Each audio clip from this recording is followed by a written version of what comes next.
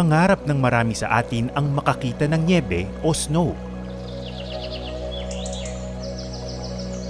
Ibang-iba kasi sa nakasanayan nating tirik na araw, mainit at maalinsangang panahon, lalo na't summer ngayon. So when you come here, you really get immersed in nature. Yes. Mm-hmm. It's a deeper side of the nature of Japan. Binisita ko ang isang maliit na komunidad sa Japan para kilalanin ng mga residenteng determinadong panatilihin ang likas na ganda ng kanilang lugar at ang mga dayong nabighani rito. Maganda yung lugar pero mas maganda yung mga taong nakasama namin dito. At meron din akong personal na misyon. Ang subukang mag-ski for the first time. Kamusta, sir? Why do we do this? Sumakses kaya ako sa bagong challenge?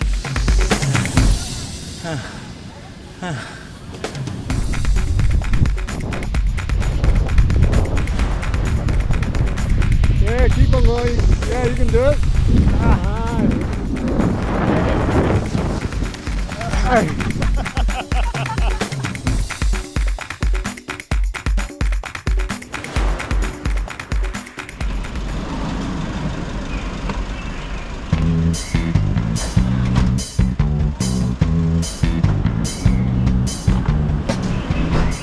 Let's go! Sa episode na ito, sagot ko ang good vibes. Let me take you to Japan. So early morning flight tayo papuntang Nagoya, Japan via Cebu Pacific. Sa totoo lang wala pa akong tulog pero kapag ganitong biyahe nakakawala ng antok at stress.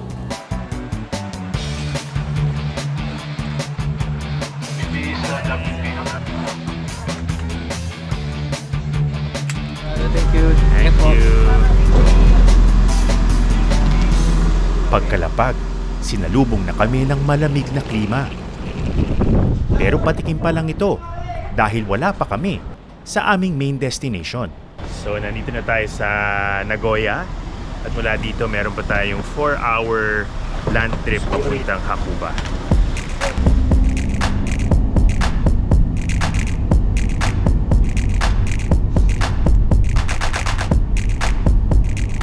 Sa wakas, matapos ang mahabang paglalakbay, narating na namin ang Hakuba Village, isang bayan na matatagpuan sa Nagano Prefecture. Manggaling man ng Tokyo o Nagoya, mapupuntahan din ito sa pamamagitan ng tren.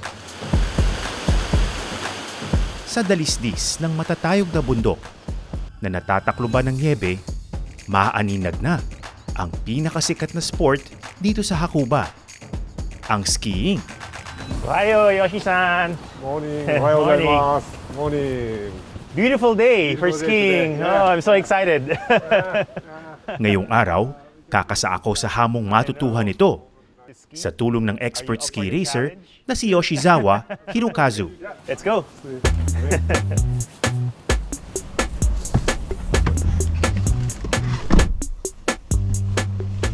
Si Yoshizawa-san din ang kasalukuyang Chief Marketing Manager ng Hakuba Tourism Commission.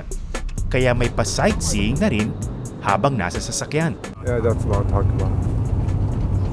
That's the highest mountains around this area, around 3,000 meters. Dinala ako ni Yoshizawa-san sa isa sa maraming ski resort dito.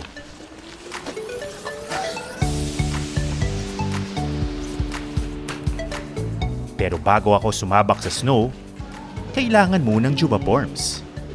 Kapag nagsiskiing, kailangan ng very specialized equipment. Bukod dun sa boots, sa skis, and poles, yung jacket, yung pantalon. And then, so it's a pair, right? Pants also? Yes. Okay.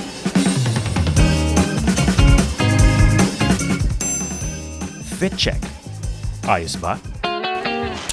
At ang pinakamahalaga sa lahat, ang boots at skis. Nice click. Yeah, nice sound.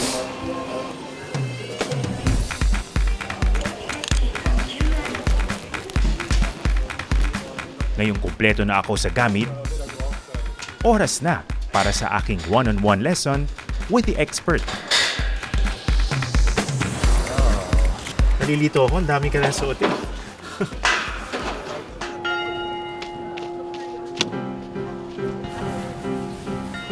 Downhole first. Okay.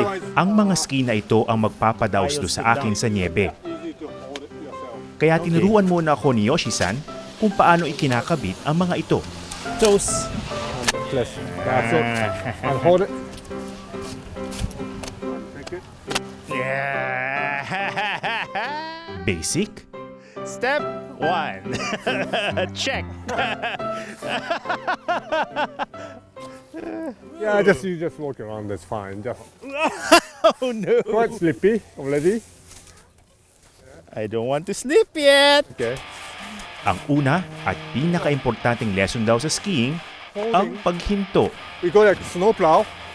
We do edges. Yeah. The shape, make shape of triangle.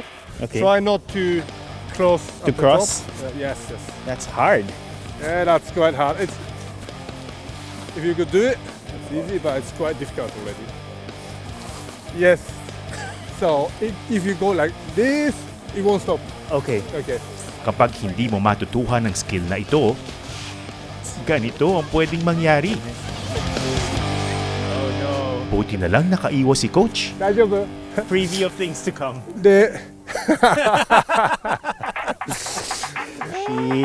Yoshi, why? Why, Arilia? It's gonna be a day of pain. Para mag-practice, kailangan naming umakyat sa mas mataas na bahagi ng slope. Up Okay. a little bit? Yeah. How? Side Okay, step. just walk. We do. Isang bagay na hindi madaling gawin kapag nakasuot ka ng skis. And use your edges like this, like Oh, this. this way. Yeah. And up. Yes, yes, that's it. If you don't use edge, you like doing. Oh no. Nice. Okay. Good. I'm tired. The snow is really. It hurts my eyes. Should I wear my goggles? Or the shades. glasses. Skill enhancement times 10. Ito yung isa sa mga biggest fears ko eh. Ikaw yung pinakamukhang tanga sa isang lugar. Mukhang mangyayari siya ngayong araw. Game. Subukan na natin. Keep your position like this, okay? Keep your position and stop and start sliding. And stop. Make it wider. Okay? But I'm not flexible. Okay. So, yes. Yes. That's it. And wider. Maybe wider. More. Wider. Yeah. And you have to close this one. Okay, that's the good. So, like, yeah. Go this. And only like start and stop. Yeah. Come on, baby. Yeah, you can put yourself. That's it. Ah, good. Subukan natin ulit. Part 2. It looks easy, but trust me, it's quite difficult. Yeah, that's it. Woo! Hey. Okay. It's not the front side, here side.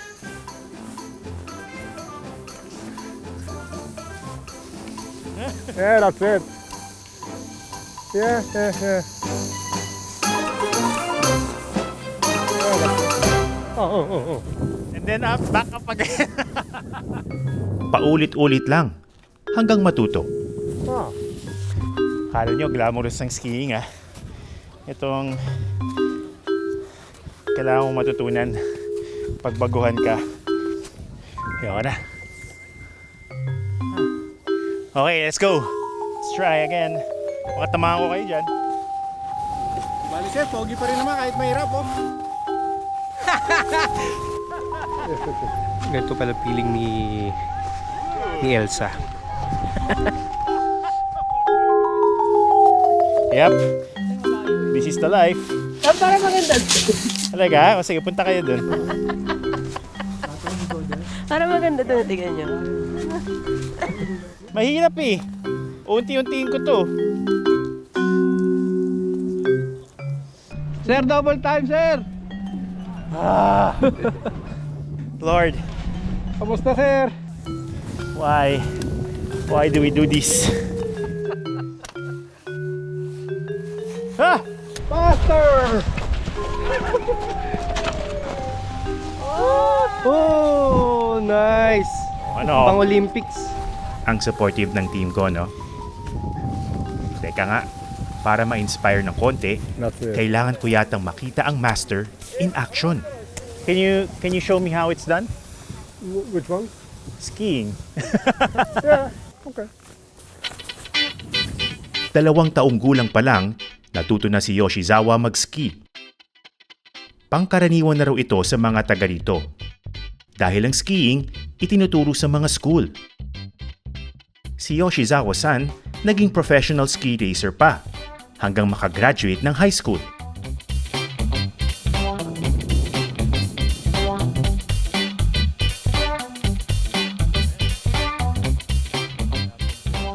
Kitang-kita naman ang husay ng aking sensei o teacher pagdating sa skiing.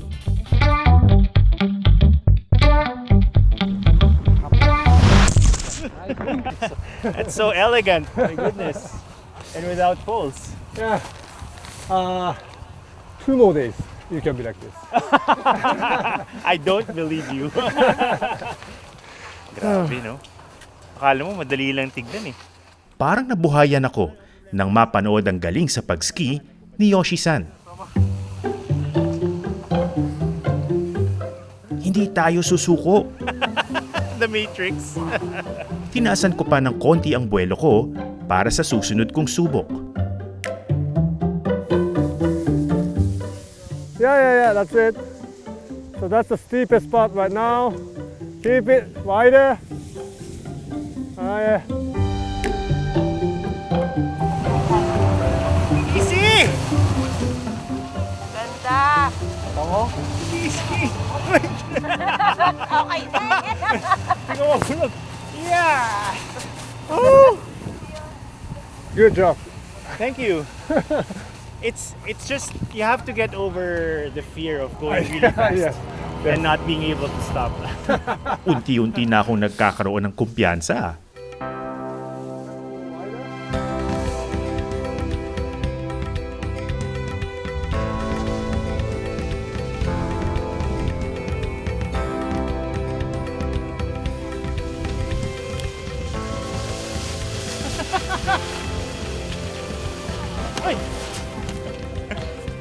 Kayanin ko na kaya ang ultimate test sa mataas na bahagi ng bundok? Okay. Easy. Balikan natin ng ski lessons ko mamaya.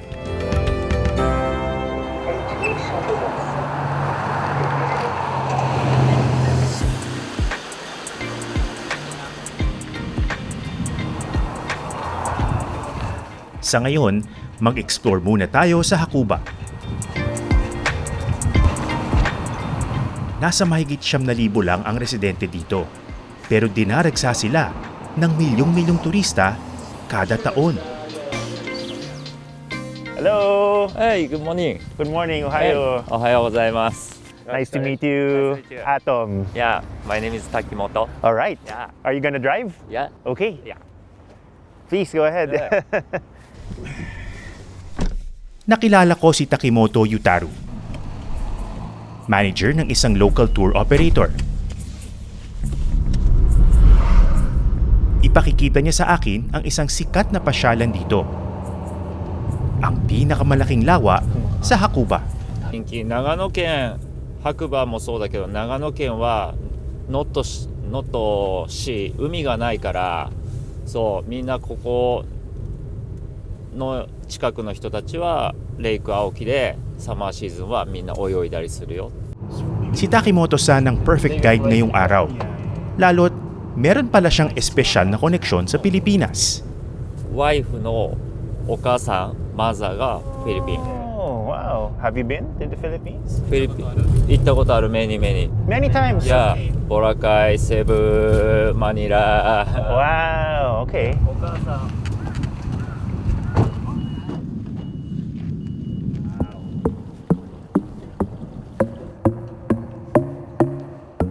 Ito ang Lake Auki. Tahimik, payapa, at ang linis ng tubig. How does the water get so clean? ここのレイクはエンジンついたとかモーターがついてる。だからここのレイクで遊ぶときはパドルオンリー。 Ah. So just muscle power only, huh? At dahil masyado pang malamig ang tubig para mag-swimming, mag-stone skipping na lang tayo. May mga ilang bagay lang ang kaya kong gawin eh. Di ako marunong sumayaw, di ako marunong kumanta, pero dito baka ma-impress ko sila. Ah, simple. Basic, basic.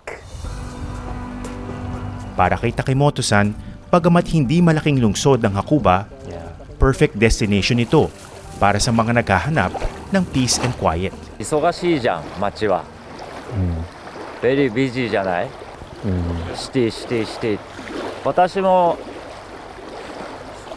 シティにずっといたけど、白馬に来る前は、忙しいでしょ。人多いし。これ誰もいないじゃん。 At lalo pang ang dumarami ang nakadidiskubre sa lugar.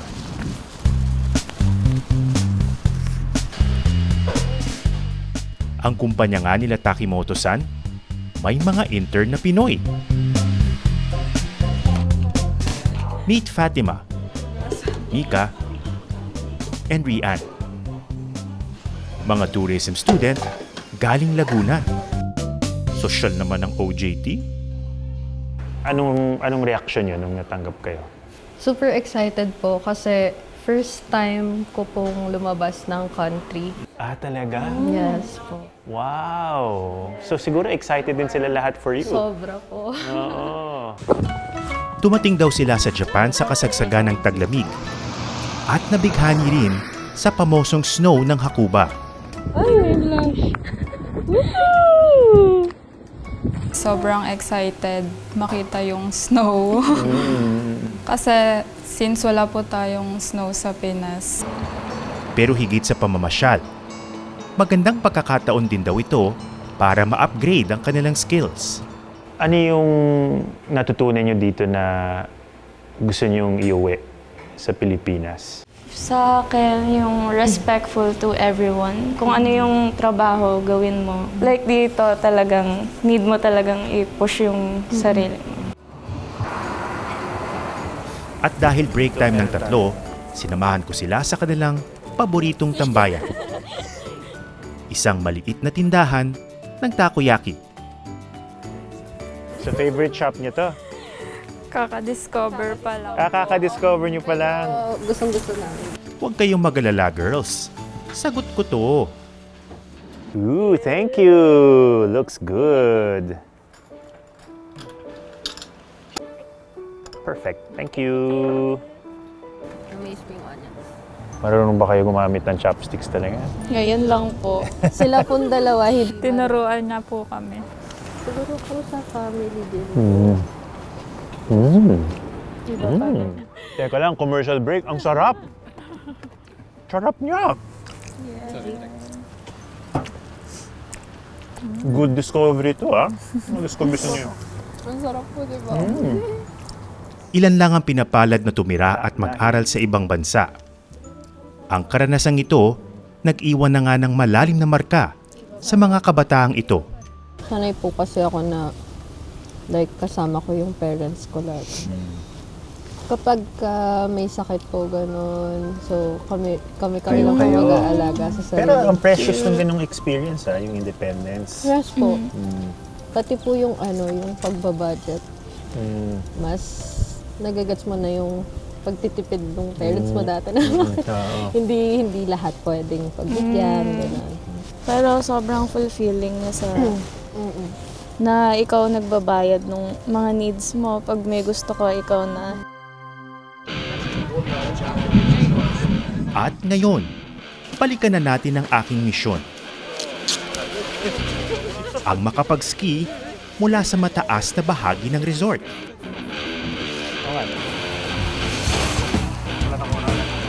I'm going up already. I'm going to go there. Go forward and pulse up. Yes. And you sit right now and relax. Okay. Ito na. Kahit di pa ako ready, laban na ng laban. Para sa inyo to. So, what's the plan, Yoshi-san? What's the plan? We go in a bit more higher and we ski down all the way to the bottom. It takes about 300 meters. All the way down? Yeah. Oh no! I'm probably gonna fall a few times, right? Yeah. Yes. Why That's to not? be expected. Why not? Wala nang atrasan to. Ready or not, here I come. Scary!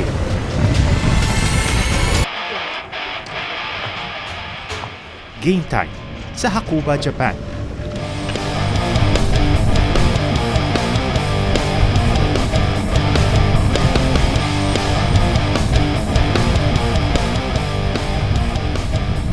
Yeah, keep on going. Yeah, you can do it. Nice. Matapos ang 2 oras na crash course, totoo ba ito?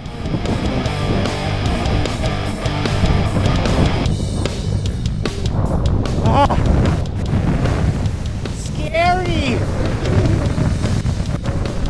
Ito na nga ba yung tinatawag nilang skiing?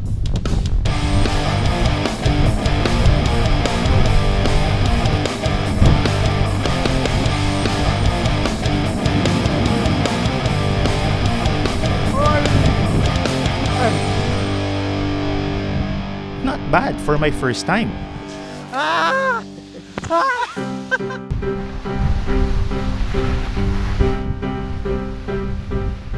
I was out of control for a bit up there. Ano kayang tingin ng aking sensei? So did quite well. What do you think I should do if I want to continue my career in skiing to become a gold medalist in the future? 2 more years maybe. Or maybe like the national champion of the Philippines.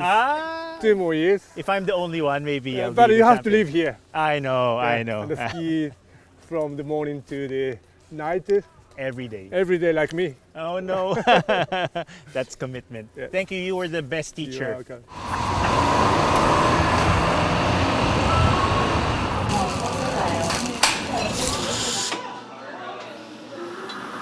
Pero hindi lang skiing ang passion ni Yoshi-san.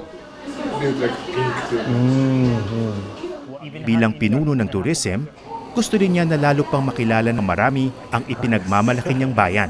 Is it difficult to promote Hakuba? No. Because we have like beautiful nature. Exactly. I was going to say. So, is your job hard? Not really. And if I could see you in Hakuba and in your country in Philippines, that was a kind of like fun for me yeah. to see each other in different countries. Right. It won't happen many times. Yeah.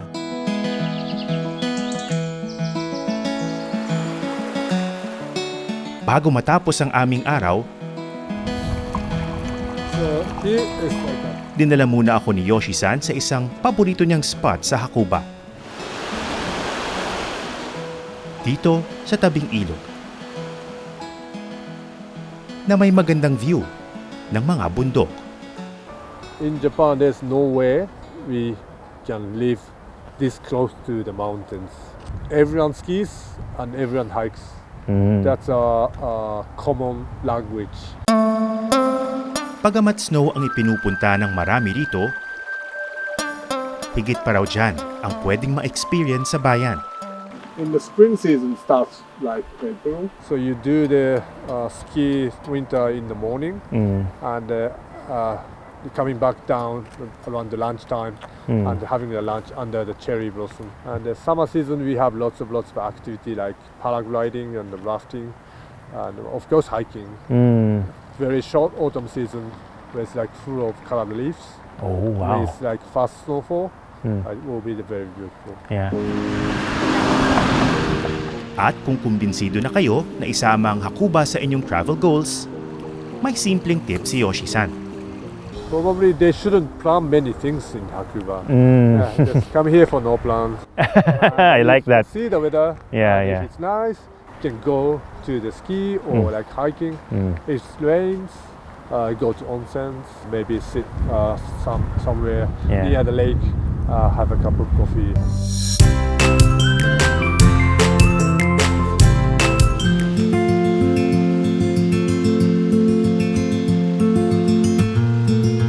May klima ng naging sulyap ko sa Hakuba, hindi may kakaila ang pagmamahal ng mga taga rito para sa kanilang maliit na bayan. Malayo man sa abala at makukulay na syudad ng Japan, natatangi ang ibinibigay nitong mga karanasan at alaala sa gitna ng kalikasan. Magandang gabi. Ako si Ato Maraulio at ito ang Eyewitness.